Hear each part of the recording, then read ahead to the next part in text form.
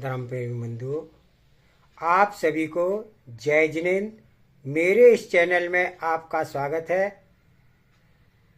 मेरे इस चैनल में 24वीं पुराण के अंतर्गत प्रथम तीर्थंकर श्री आदिनाथ भगवान जी के पूर्व भवों का वर्णन चल रहा है। आज हम पिछले स्वाध्याय से आगे आरंभ करते हैं। श्रीमती के पिता वज्रधन चक्रवर्ती, जो कि श्रीमती का उक्त हाल होने के बाद दिग्विजय के लिए चले गए थे, अब लौटकर वापस आ गए। यद्यपि वे अपना समस्त शत्रुओं को जीतकर आने के कारण प्रसन्नचित्त थे, तथापि श्रीमती की चिंता उन्हें रह रह कर म्लान मुख बना देती थी। मौका पाकर वज्रदंत ने श्रीमती को अपने पास बुलाकर कुशल प्रश्न पूछा और फिर कहने लगे कि प्यारी बेटी, तुझे यशोधर महाराज के प्रसाद से अवधि ज्ञान प्राप्त हुआ है, इसलिए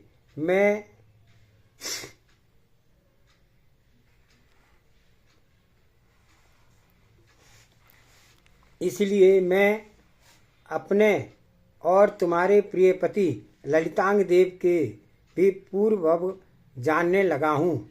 मैं यह भी जान गया हूँ कि तुम्हें देवों को देखने से अपने पूर्व भव का स्मरण हो आया है, जिससे तुम अपने हृदय वल्लभ ललितांग देव को बार बार स्मरण कर दुखी हो रही हो। पर अब निश्चिंत हो जाओ और पहले की तरह आनंद से रहो। तुम्हारा ललितांग पुष्कलवती देश के उत्पलखेट नगर में रहने वाले वज्रबाहु और रानी वसुंधरा के जंग नाम का पुत्र हुआ है, जो कि हमारा भानेज है। उसके साथ तुम्हारा शीघ्र ही विवाह संबंध होने वाला है। इसी सिलसिले में राजा वज्रदंत ने अपनी श्रीमती के और ललितांग देव के इतने ही पूर्व भवों का वृतांत सुनाए हैं। उन्हें सुनकर श्रीमती को अपार हर्ष हुआ। मैं अब बहनोई वज्रबाहु, बहन वसुंधरा और भानेज वज्रजंग को लेने के लिए जा रहा हूँ। वे मुझे कुछ दूरी पर रास्ते में ही मिल जाएंगे। यह कहकर चक्रवर्ती श्रीमती के पास से गए ही थे कि इतने में पंडितादाय, जो कि श्रीमती की चित्रपट लेकर ललितांग देव को खोजने गई थी, हंसती हुई वापस आ गई और श्रीमती के सामने एक चित्रपट रखकर बैठ गई। यद्यपि पिता के कहने से उसे ललितांग देव का पूरा पता लग गया था, तथापि उसने कौतुक पूर्वक पंडिता के उसका सब हाल पूछा। उत्तर में पंडिता बोली, सखी, मैं यहाँ से तुम्हारे चित्रपट लेकर के महापूत जिनालय को गई थी और वहाँ जिनेन्द्र देव को प्रणाम कर वहाँ की चित्रशाला में बैठ गई। मैंने वहाँ पर ज्यों ही तुम्हारे चित्रपट फैलाए, त्यों ही अनेक युवक क्या कहकर उसे देखने लगे, पर उसका रहस्य किसी की समझ में नहीं आया। कुछ वासना से लुप्त उन्हें पाने की इच्छा से झूठ मूठ ही उसका हाल बतलाते थे, पर उन्हें सहज ही चुप कर देती थी।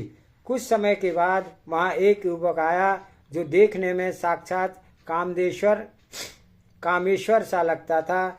उसने एक एक करके श्रीमती के चित्रपट के समस्त हाल बतलाया और वहाँ पर देव समूह को देखने की से जैसी अवस्था हो गई तुम्हारी थी, वहाँ ठीक वैसी ही अवस्था चित्रपट देखने से उसकी हो गई। यह देखते देखते मूर्छित हो गया, जमीन पर गिर पड़ा। जब बंधु वर्ग ने उसे सचेत किया, तब वह मुझसे पूछने लगा, भद्रे कहो, यह चित्रपट किसका है? किस देवी के मनोहर हाथों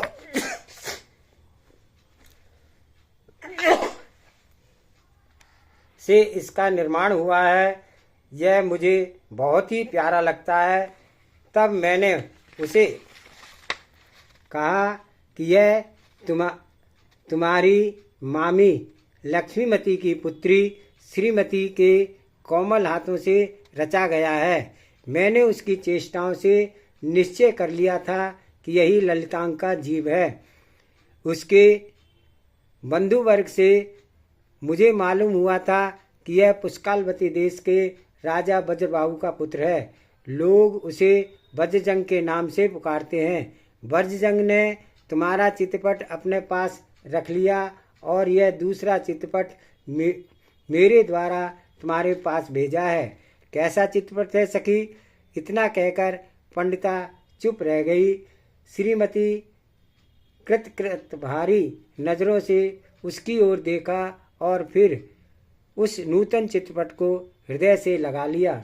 इधर वज्रजंग चक्रवर्ती की राजा वज्रबाहु आदि से रास्ते में भेंट हो गई। चक्रवर्ती बहनोई वज्रबाहु बहन वसुंधरा और भग्निपुत्र वज्रजंग को बड़े आदर के साथ अपने घर लिवा लाए।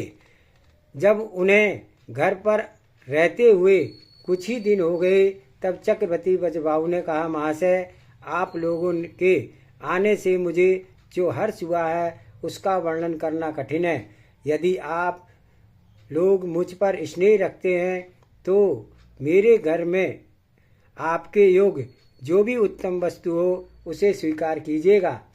तब वज्रबाहु ने कहा, यद्यपि आपके प्रसाद से मेरे पास सब कुछ है, किसी वस्तु की आकांक्षा नहीं है, तथापि यदि आपकी इच्छा है तो चिरंजीव वज्रजंग के लिए अपनी पुत्री श्रीमती को दे दीजिए। चक्रवर्ती तो यही चाहते थे।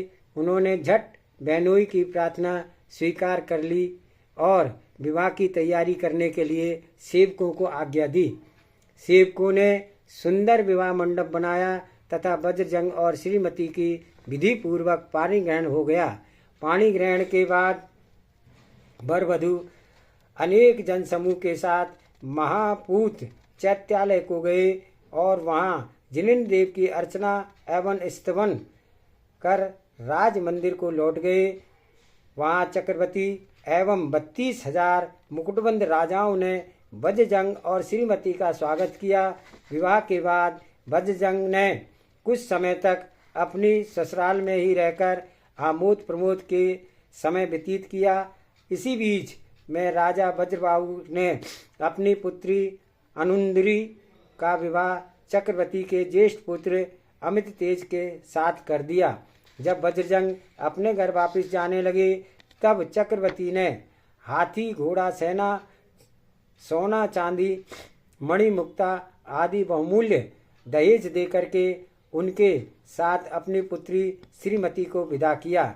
यद्यपि श्रीमती और वज्रजंग के विरह से चक्रवर्ती का अंतःपुर तथा सकल पूर्ववासीजन शोक में बेल हो उठे थे, तथापि जिनका संयोग होता है उनका वियोग भी अवश्य होता है। ऐसा सोच करके कुछ समय बाद शांत हो गए। अनेक वन उपवनों की शोभा निहारते हुए वज्रजंग कुछ दिनों में अपनी राजधानी उत्पलखेट नगरी पहुँचे। उस समय राजकुमार वज्रजंग उनकी नवविवाहिता पत्नी का शुभागमन के उपलक्ष्य में उत्पलखेट नगरी खूब सजाई गई थी। महलों के शिखरों पर कई रंग के ध्वजाएं फहराई गई थी और राजमार्ग में मणियों के बंधन मालाओं के से विभूषित किया गया था। सड़कों पर सुगंधित जल सिंचित कर बेला, जूही, चमेली आदि बिखेरे गए थे। नववधू श्रीमती को देखने के लिए मकानों की छतों पर स्त्रियां एकत्रित हो रही थी और जगह जगह पर नृत्य, गीत, वादित आदि के सुंदर शब्द सुनाई पड़ रहे थे। वज्रजंग ने श्रीमती के साथ राजभवन में प्रवेश किया। माता पिता के वियोग से जब कभी श्रीमती दुखी हो जाती थी, तब वज्रजंग अपनी लीलाओं और रस भरे शब्दों से उसके दुख का क्षण भर में दूर कर देते थे। श्रीमती के साथ उनकी प्यारी सखी पंडिताई आई, इसलिए वह श्रीमती को कभी दुख नहीं होने देती थी।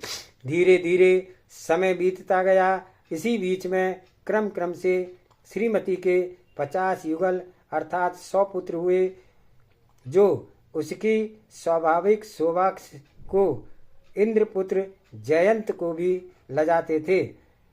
उस समय उन सब से वज्रबाहु और वज्रजंग आदि ने अपने ग्रस्त जीवन को सफल बनाया था।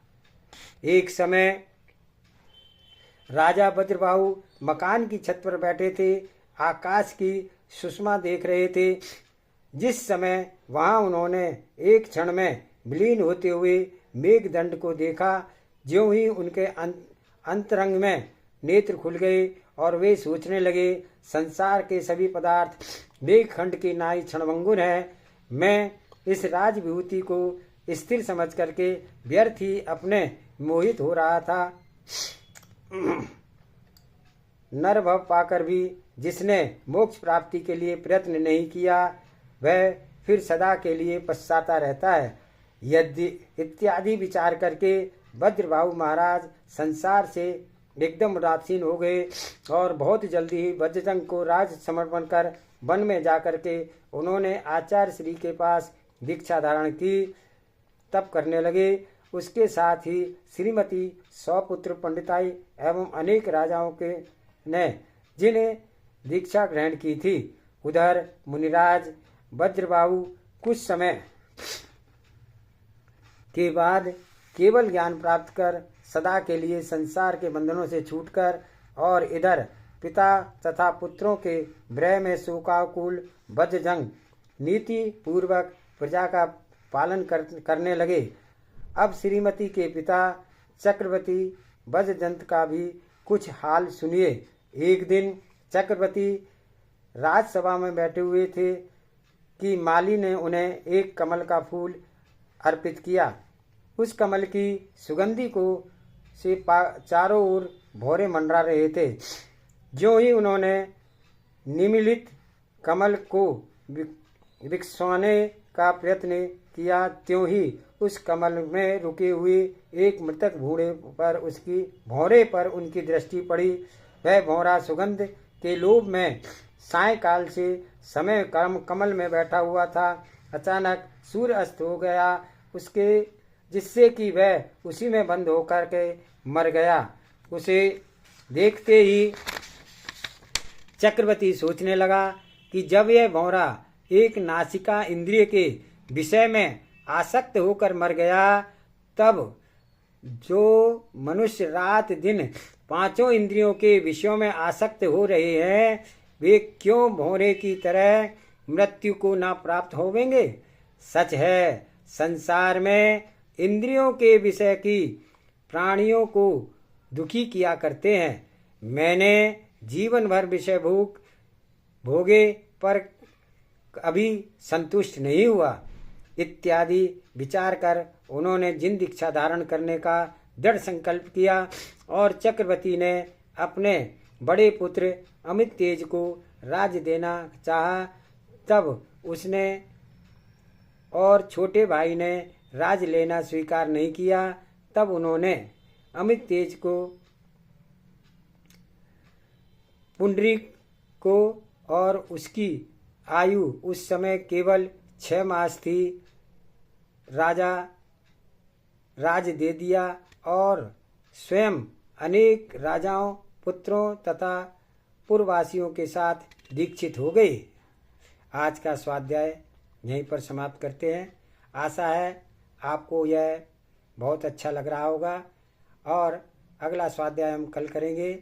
आप चैनल को लाइक करें, सब्सक्राइब करें और शेयर करें, ऐसी मेरी आपसे आशा है, ताकि अधिक से अधिक लोग जैन धर्म के बारे में जानें।